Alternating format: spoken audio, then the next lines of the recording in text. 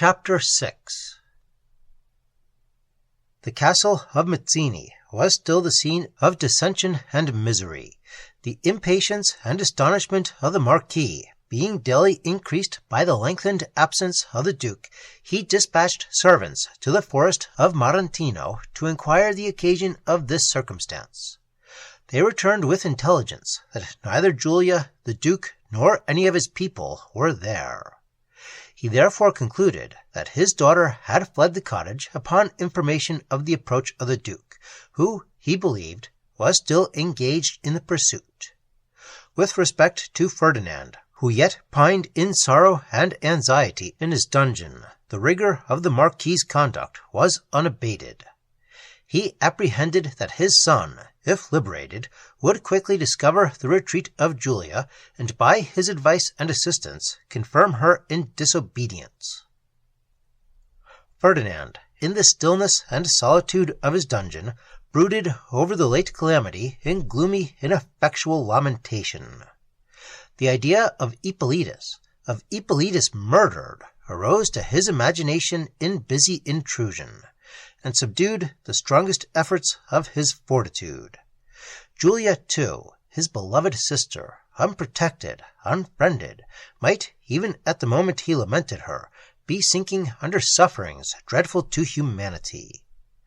The airy schemes he once formed of future felicity, resulting from the union of two persons so justly dear to him, with the gay visions of past happiness, floated upon his fancy, and the lustre they reflected served only to heighten, by contrast, the obscurity and gloom of his present views. He had, however, a new subject of astonishment, which often withdrew his thoughts from their accustomed object, and substituted a sensation less painful, though scarcely less powerful.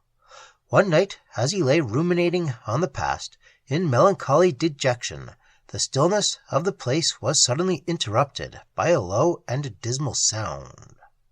It returned at intervals in hollow sighings, and seemed to come from some person in deep distress. So much did fear operate upon his mind that he was uncertain whether it arose from within or from without. He looked around his dungeon, but could distinguish no object through the impenetrable darkness.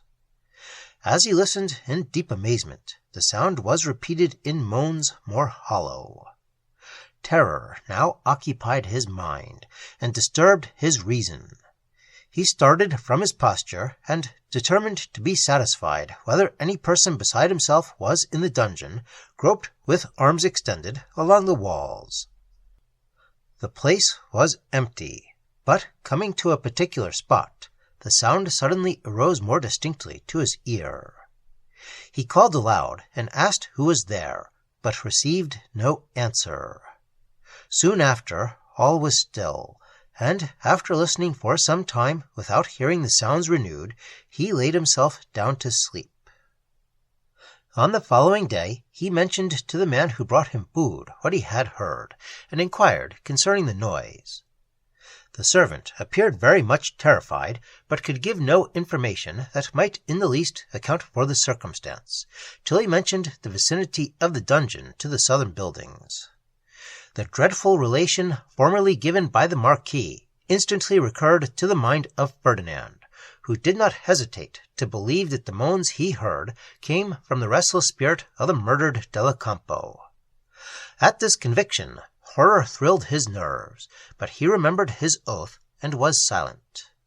His courage, however, yielded to the idea of passing another night alone in his prison, where, if the vengeful spirit of the murdered should appear, he might even die of the horror which its appearance would inspire. The mind of Ferdinand was highly superior to the general influence of superstition, but in the present instance, such strong correlative circumstances appeared as compelled even incredulity to yield. He had himself heard strange and awful sounds in the forsaken southern buildings.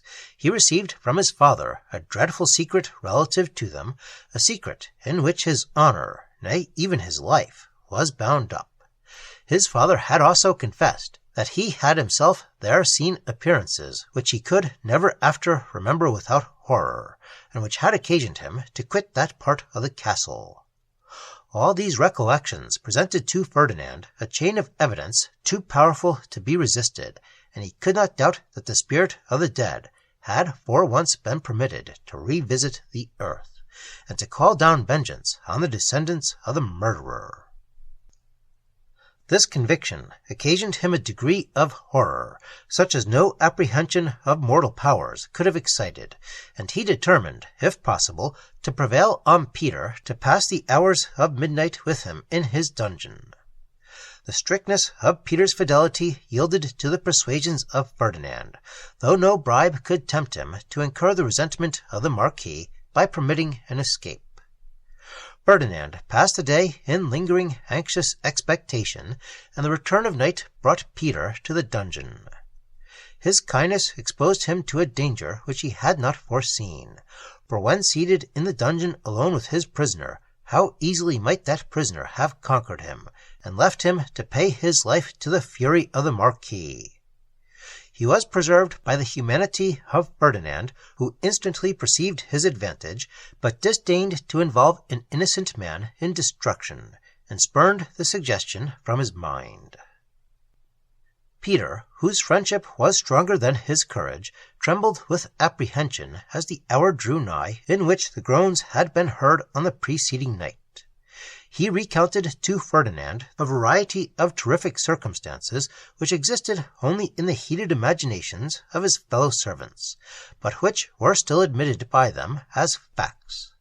Among the rest, he did not omit to mention the light and the figure which had been seen to issue from the south tower on the night of Julia's intended elopement, a circumstance which he embellished with innumerable aggravations of fear and wonder.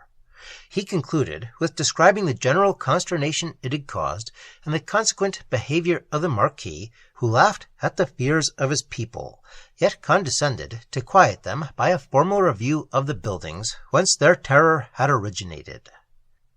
He related the adventure of the door which refused to yield, the sounds which arose from within, and the discovery of the fallen roof, but declared that neither he nor any of his fellow-servants believed the noise or the obstruction proceeded from that. "Because, my lord," continued he, "the door seemed to be held only in one place, and as for the noise, oh Lord, I never shall forget what a noise it was. It was 1,000 times louder than what any stones could make." Ferdinand listened to this narrative in silent wonder not occasioned by the adventure described, but by the hardihood and rashness of the Marquis, who had thus exposed to the inspection of his people that dreadful spot, which he knew from experience to be the haunt of an injured spirit, a spot which he had hitherto scrupulously concealed from human eye and human curiosity, and which for so many years he had not dared even himself to enter. Peter went on, but was presently interrupted by a hollow moan, which seemed to come from beneath the ground. "Blessed Virgin!" exclaimed he. Ferdinand listened in awful expectation. A groan longer and more dreadful was repeated, when Peter started from his seat, and snatching up the lamp, rushed out of the dungeon. Ferdinand, who was left in total darkness, followed to the door, which the affrighted Peter had not stopped to fasten, but which had closed, and seemed held by a lock that could be opened only on the outside. The sensations of Ferdinand, thus compelled to remain in the dungeon, are not to be imagined. The horrors of the night, whatever they were to be, he was to endure alone. By degrees, however, he seemed to acquire the valor of despair. The sounds were repeated at intervals for near an hour, when silence returned and remained undisturbed during the rest of the night. Ferdinand was alarmed by no appearance, and at length, overcome with anxiety and watching, he sunk to repose. On the following morning, Peter returned to the dungeon, scarcely knowing what to expect, yet expecting something very strange, perhaps the murder, perhaps the supernatural disappearance of his young lord. full of these wild apprehensions, he dared not venture thither alone, but persuaded some of the servants, to whom he had communicated his terrors, to accompany him to the door. As they passed along, he recollected that, in the terror of the preceding night, he had forgot to fasten the door, and he now feared that his prisoner had made his escape without a miracle. He hurried to the door, and his surprise was extreme to find it fastened. It instantly struck him that this was the work of a supernatural power, when, on calling aloud, he was answered by a voice from within. His absurd fear did not suffer him to recognize the voice of Ferdinand, neither did he suppose that Ferdinand had failed to escape. He, therefore, attributed the voice to the being he had heard on the preceding night, and, starting back from the door, fled with his companions to the great hall. There the uproar occasioned by their entrance called together a number of persons, amongst whom was the Marquis, who was soon informed of the cause of the alarm with the long history of the circumstances of the foregoing night. At this information, the Marquis assumed a very stern look and severely reprimanded Peter for his imprudence, at the same time reproaching the other servants with their undutifulness in thus disturbing his peace. He reminded them of the condescension he had practiced to dissipate their former terrors, and of the result of their examination. He then assured them that, since indulgence had only encouraged intrusion, he would for the future be severe, and concluded with declaring that the first man who should disturb him with a repetition of such ridiculous apprehensions, or should attempt to disturb the peace of the castle by circulating these idle notions, should be rigorously punished, and banished from his dominions. They shrunk back at his reproof, and were silent. "Bring a torch," said the Marquis, "and show me to the dungeon. I will once more condescend to confute you." They obeyed, and descended with the Marquis, who, arriving at the dungeon, instantly threw open the door, and discovered to the astonished eyes of his attendants Ferdinand. He started with surprise at the entrance of his father, thus attended. The Marquis darted upon him a severe look, which he perfectly comprehended. "Now," cried he, turning to his people, "what do you see? My son, whom I myself placed here, and whose voice, which answered to your calls, you have transformed into unknown sounds. Speak, Ferdinand, and confirm what I say." Ferdinand did so. "What dreadful spectre appeared to you last night?" resumed the Marquis, looking steadfastly upon him. "Gratify these fellows with a description of it, for they cannot exist without something of the marvellous." "None, my lord," replied Ferdinand, who too well understood the manner of the Marquis. "'Tis well," cried the Marquis, "and this is the last time," turning to his attendants, "that your folly shall be treated with so much lenity." He ceased to urge the subject, and forbore to ask Ferdinand even one question before his servants concerning the nocturnal sounds described by Peter. He quitted the dungeon with eyes steadily bent in anger and suspicion upon Ferdinand. The Marquis suspected that the fears of his son had inadvertently betrayed to Peter a part of the secret entrusted to him, and he artfully interrogated Peter with seeming carelessness concerning the circumstances of the preceding night. From him he drew such answers as honorably acquitted Ferdinand of indiscretion, and relieved himself from tormenting apprehensions. The following night passed quietly away. Neither sound nor appearance disturbed the peace of Ferdinand. The Marquis, on the next day, thought proper to soften the severity of his sufferings, and he was removed from his dungeon to a room strongly grated, but exposed to the light of day. Meanwhile, a circumstance occurred which increased the general discord and threatened Amelia with the loss of her last remaining comfort, the advice and consolation of Madame de Menin.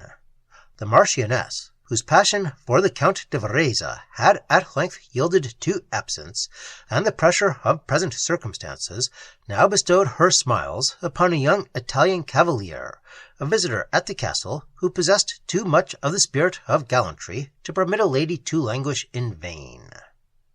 The Marquis, whose mind was occupied with other passions, was insensible to the misconduct of his wife, who at all times had the address to disguise her vices beneath the gloss of virtue and innocent freedom.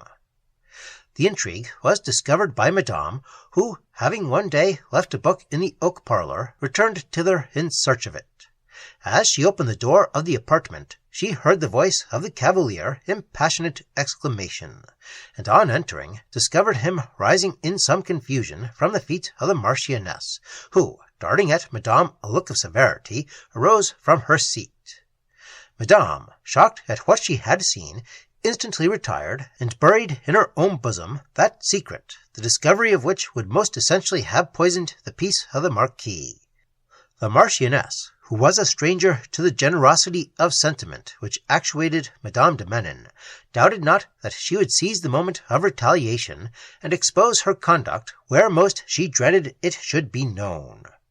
The consciousness of guilt tortured her with incessant fear of discovery, and from this period her whole attention was employed to dislodge from the castle the person to whom her character was committed. In this it was not difficult to succeed, for the delicacy of Madame's feelings made her quick to perceive and to withdraw from a treatment unsuitable to the natural dignity of her character. She therefore resolved to depart from the castle, but disdaining to take an advantage even over a successful enemy, she determined to be silent on that subject which would instantly have transferred the triumph from her adversary to herself. When the Marquis, on hearing her determination to retire, earnestly inquired for the motive of her conduct, she forbore to acquaint him with the real one, and left him to incertitude and disappointment. To Amelia, this design occasioned a distress which almost subdued the resolution of Madame. Her tears and entreaties spoke the artless energy of sorrow. In Madame she lost her only friend, and she too well understood the value of that friend to see her depart without feeling and expressing the deepest distress. From a strong attachment to the memory of the mother, Madame had been induced to undertake the education of her daughters, whose engaging dispositions had perpetuated a kind of hereditary affection. Regard for Amelia and Julia had alone for some time detained her at the castle, but this was now succeeded by the influence of considerations too powerful to be resisted. As her income was small, it was her plan to retire to her native place, which was situated in a distant part of the island, and there take up her residence in a convent.